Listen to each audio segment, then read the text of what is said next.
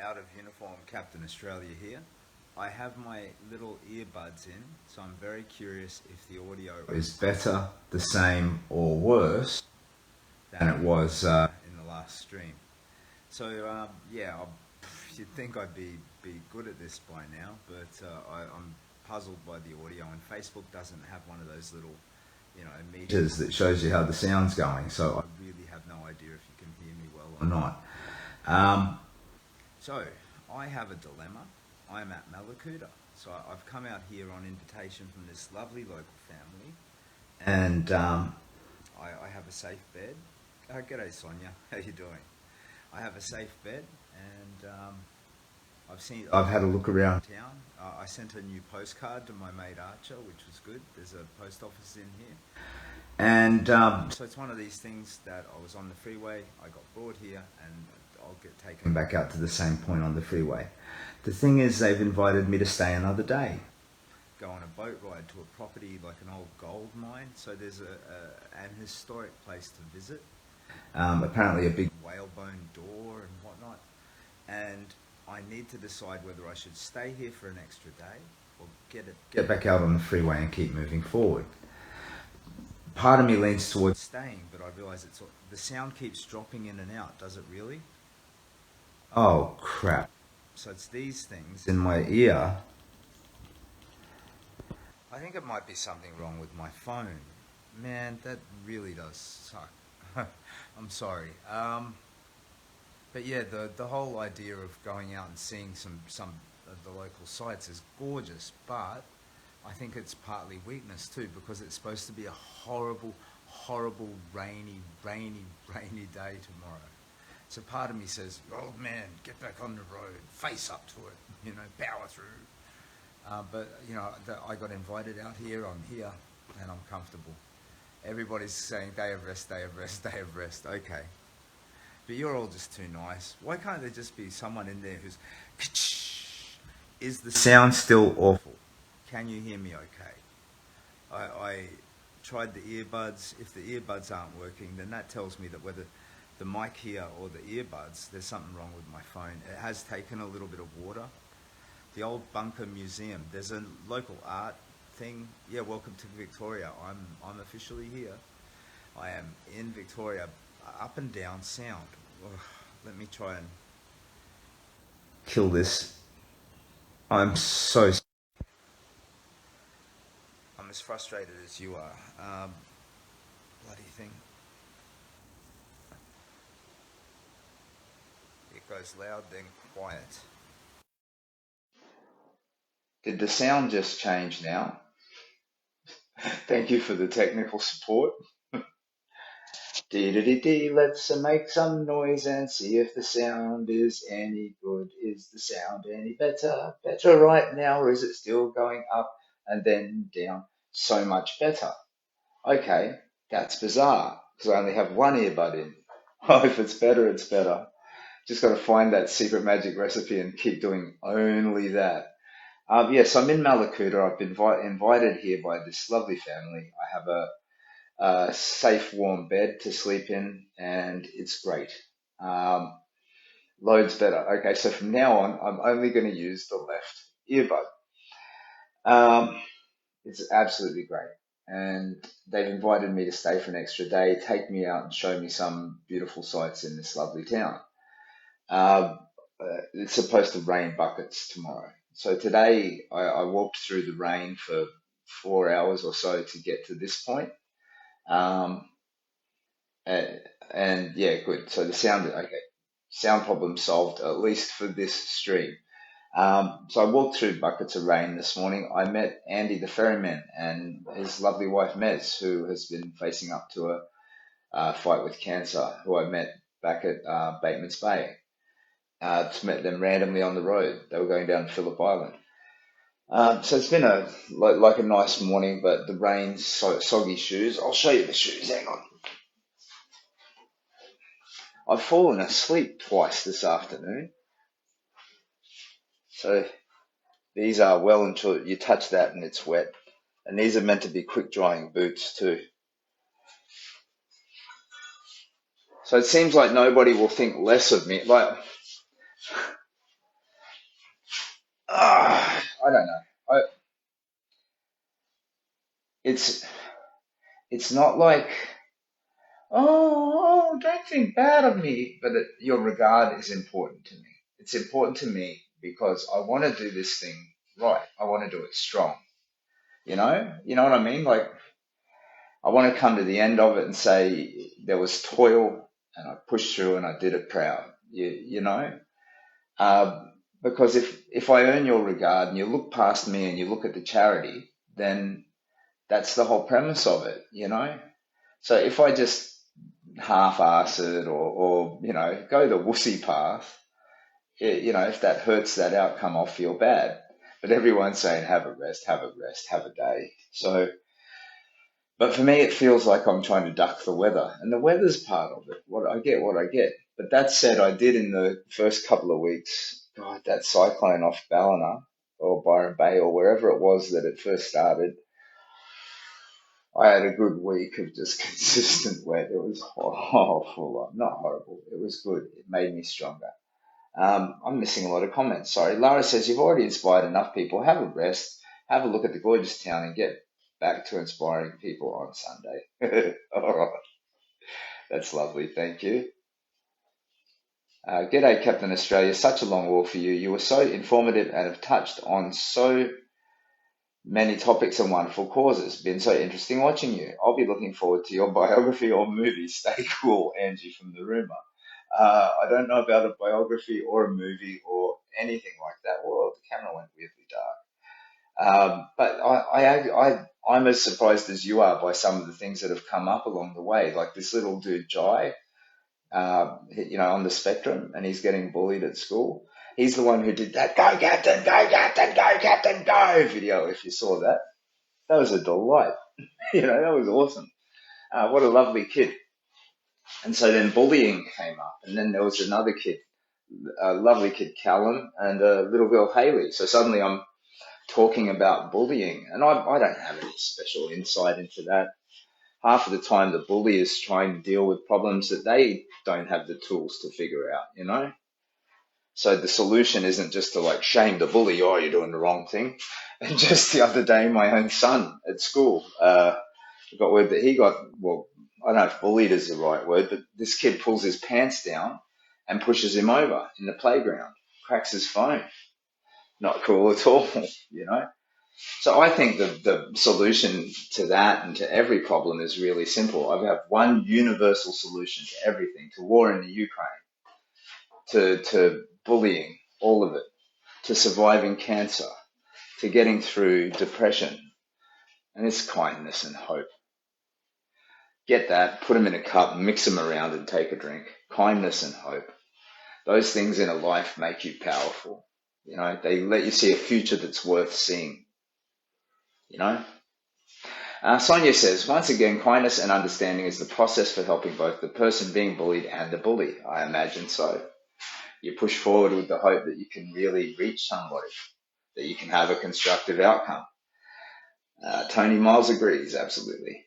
You have walked from one end of New South Wales to the other end. Wow, what an achievement. Well, yeah, I did it on foot, and I'm just an old fella, but managed to do it. It's not the biggest, baddest, bestest thing ever done, but I think it's pretty cool.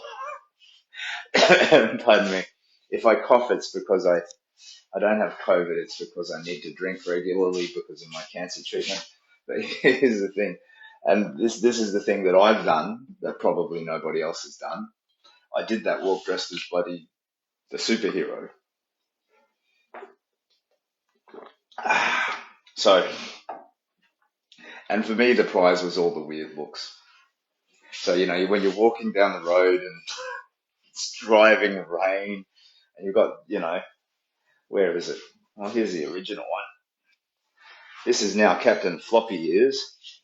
Let's go. Okay, whoop, hang on. Oh, I flipped the camera around. Sorry. Oh, it does the same thing anyway, doesn't it? There we go. Captain Floppy Ears. He needs a bit of Viagra. I think I prefer the green and gold one to the sort of brown one. Got a bit of laundry done today. So that's classic Captain Australia. And in here, this brown one is, this is the Desert Warrior Captain Australia colour. Oops, where are you ending your walk in Melbourne? Federation Square. Federation Square is where I'll rock on in, toddle into the middle of the city, kiss the ground, cry a lot, and then get back to my family. But I think I will have to stay in Melbourne for at least a couple of days.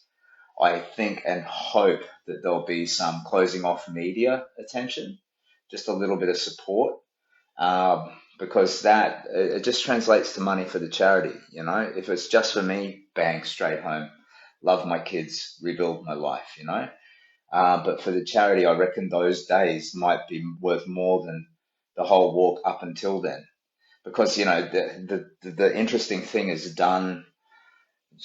Walked from Brisbane to Melbourne, and it's like, wow, well, look at that, bang bang, donate.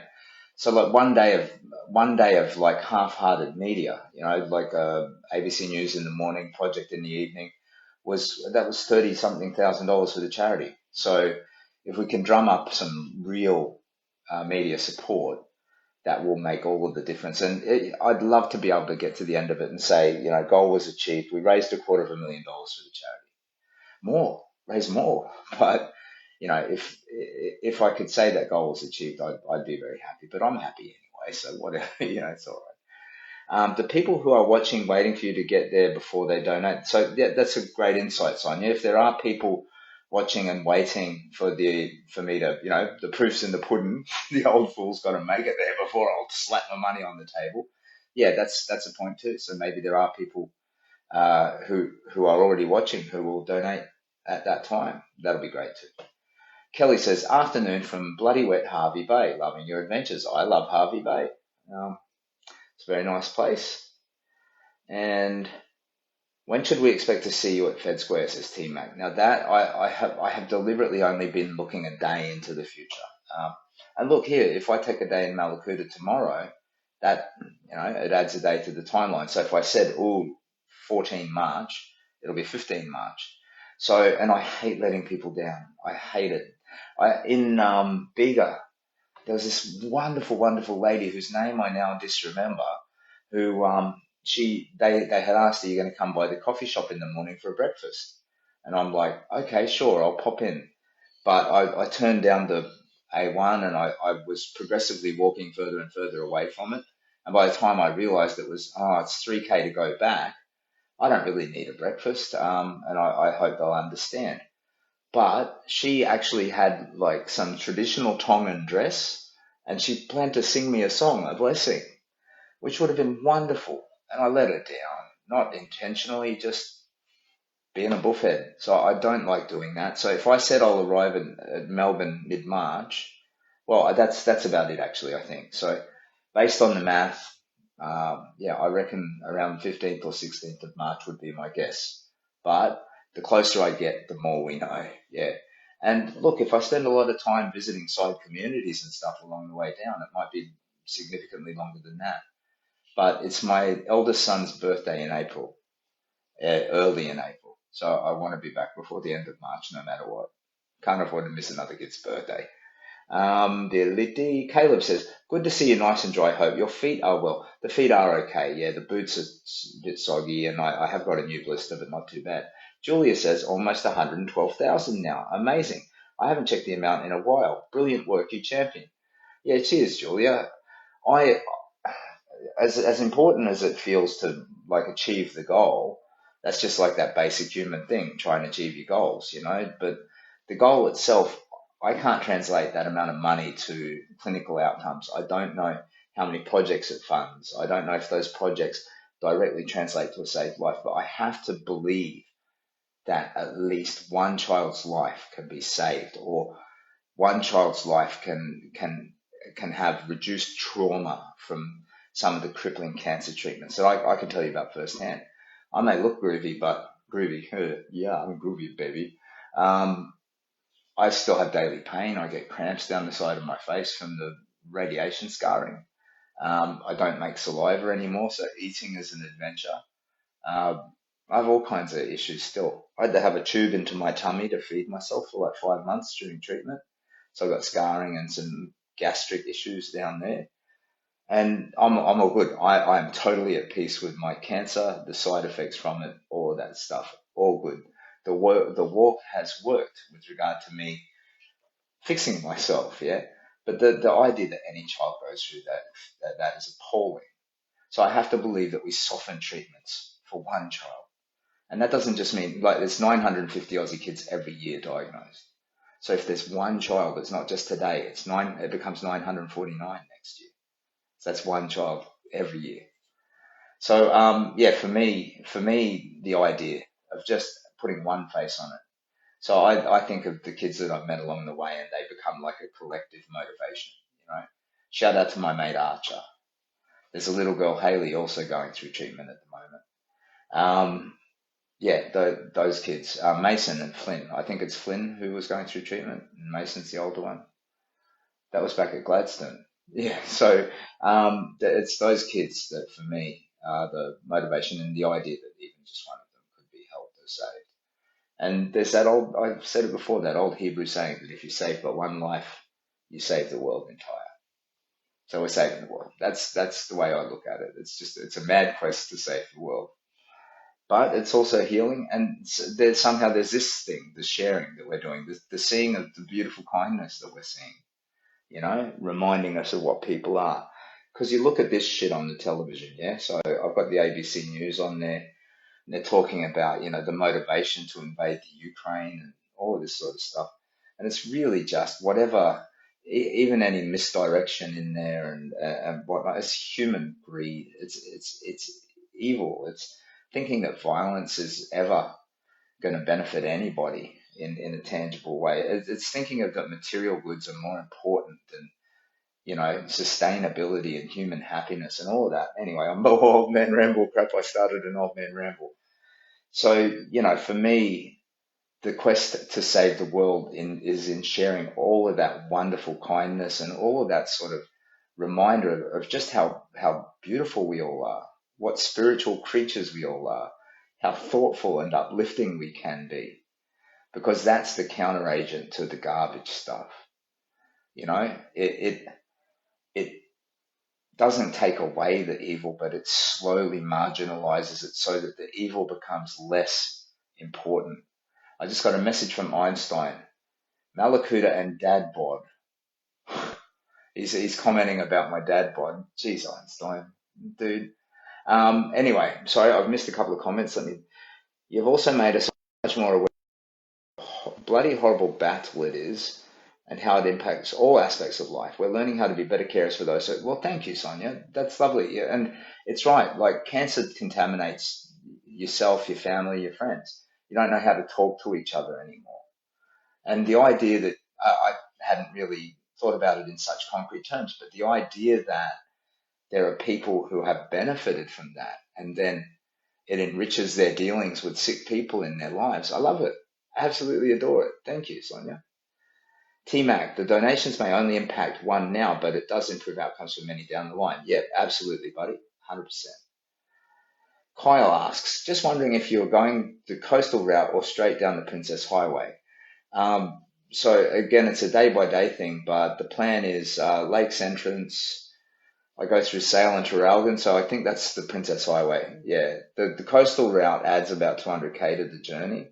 Margaret, hail my overlord. You look so relaxed. You're going great guns. Yeah, look, so if you live in Victoria, I really would appreciate it if going forward, I am called either Mighty Overlord Simon, Mighty Overlord Captain Australia, Your Royal Mightiness, or something to that effect. Just as long as I'm in Victoria, okay?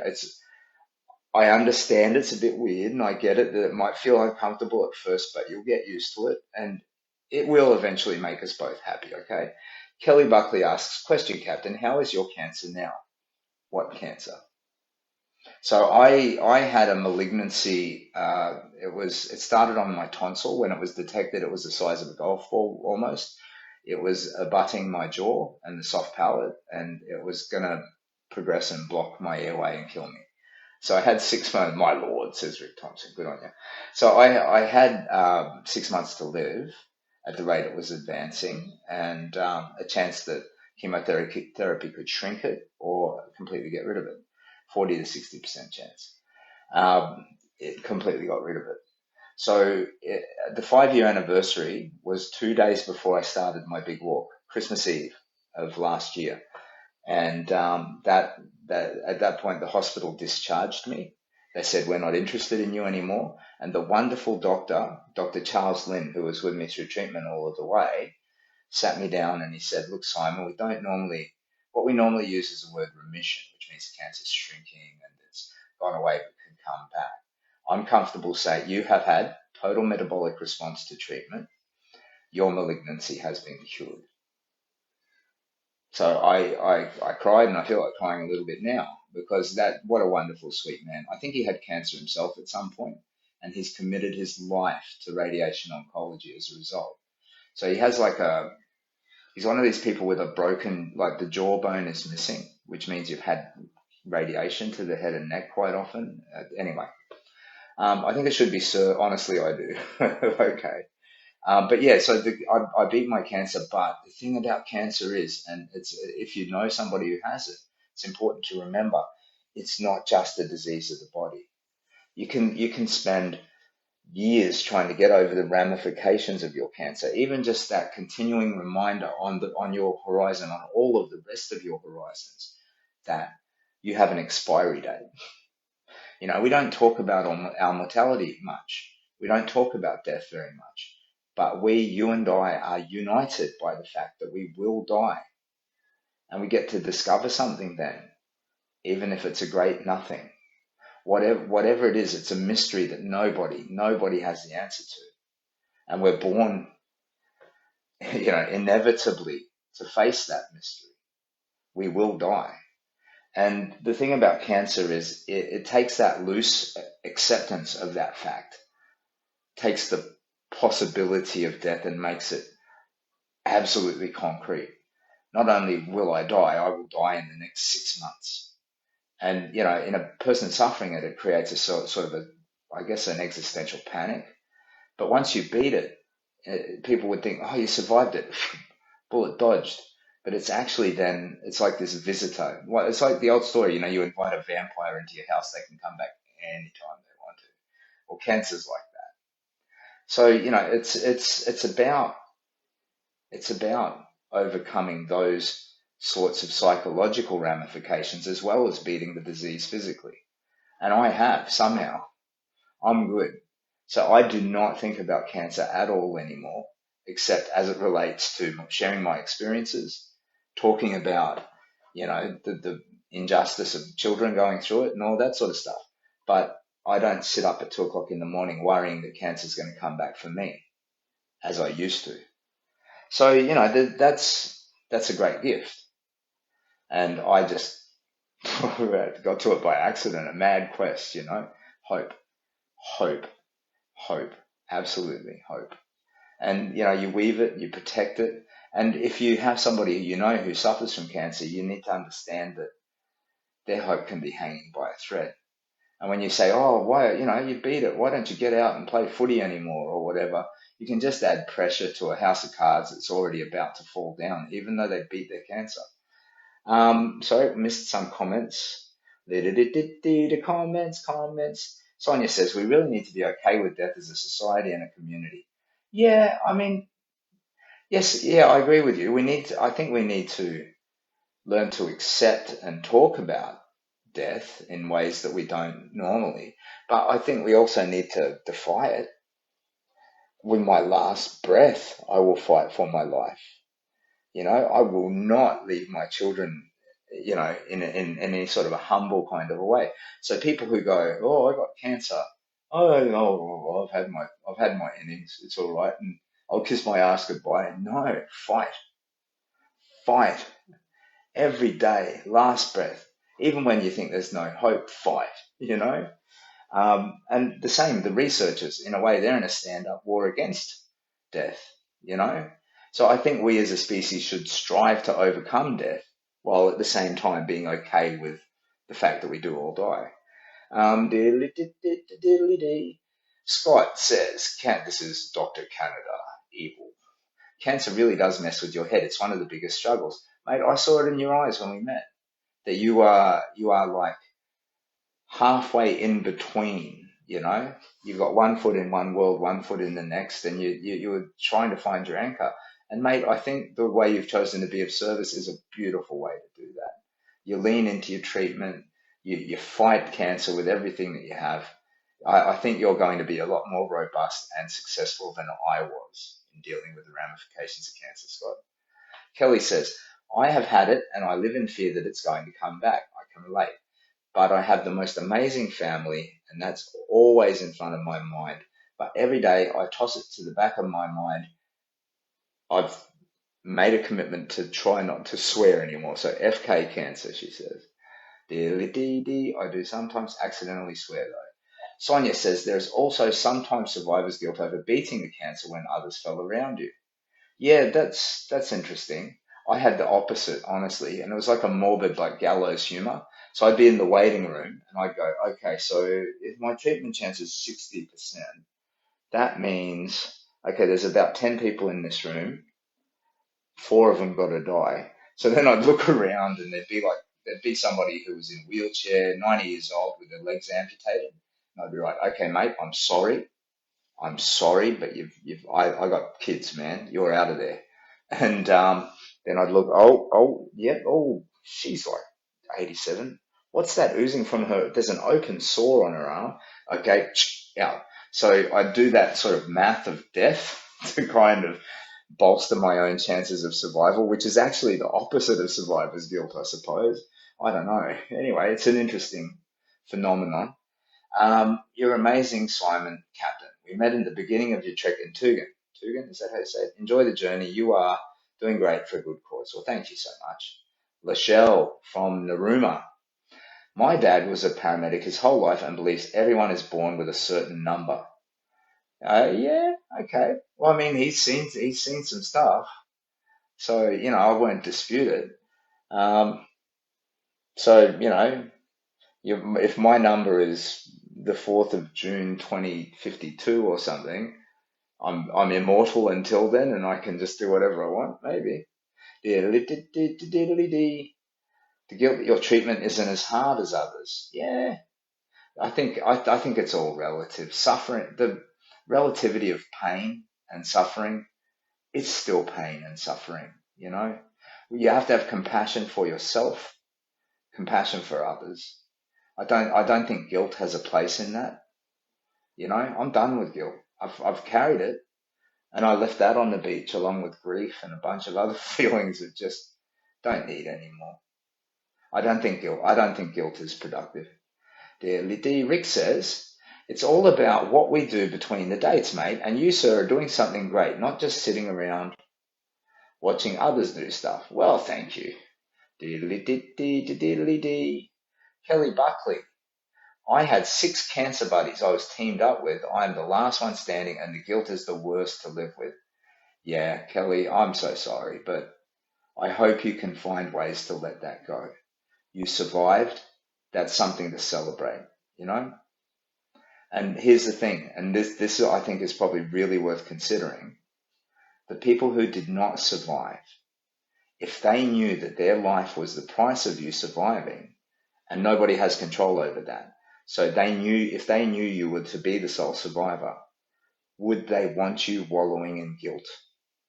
Would any of them choose that for you? I think we both know the answer.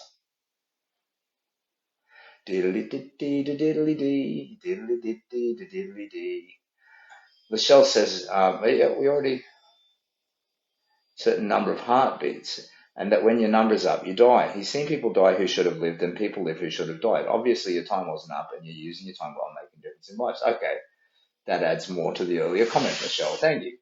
So we're up to date on our comments. So I think my dilemma, the Mallacoota dilemma, whether to stay another day with this lovely family, they're going to take me on a boat ride across to the other side and show me some historic parts of Mallacoota. Lovely. Or get up and out and keep walking down the highway tomorrow, I think it's pretty consistently, it's okay to take the day. So I'll do that. So tomorrow we'll stay in Mallacoota. We'll call it a vote. And yeah, thank you. Well, thank you for your compassion to me. I feel a bit stricter on myself. Get back to walking, old man. But it's going to be a horrible storm tomorrow as well. This morning, when I was laying in my hammock under my tarp with the rain pelting down on it, I was like, oh, sweet weeping Jesus, what is wrong with me? What? Get up, old man. You know, but I've cultivated that voice in me, that get up, old man, and I've learned to obey it because I think that's the voice of wisdom in a way. On your cap, staying is a good thing. Take care of your feet. Yeah, the feet aren't doing too bad. In the wet socks today, though, I do have a little blister on my pinky toe on the right foot. So, yeah, it'll be nice to let that breathe and not develop. So, tomorrow I'll send you some pictures and videos of different spots in beautiful Mallacoota. And tonight I'm going to sit on my bum, probably go to sleep. I've fallen asleep twice this afternoon while catching up on messages on the phone. Like literally, not intending to sleep, literally looking at the phone and then, uh, and one time I think I was out for a good 30 minutes. So probably my body is telling me something, but push through, like I think I can do that as well. I don't know. Anyway, this part of the trek is harder. I have to carry more water and there's bad weather, but it's also wonderful to remind me of, the earlier lessons so I don't forget them. That suffering is temporary, hardship is temporary, and it only illuminates joy. It makes you stronger and it leaves room for appreciation of happy things.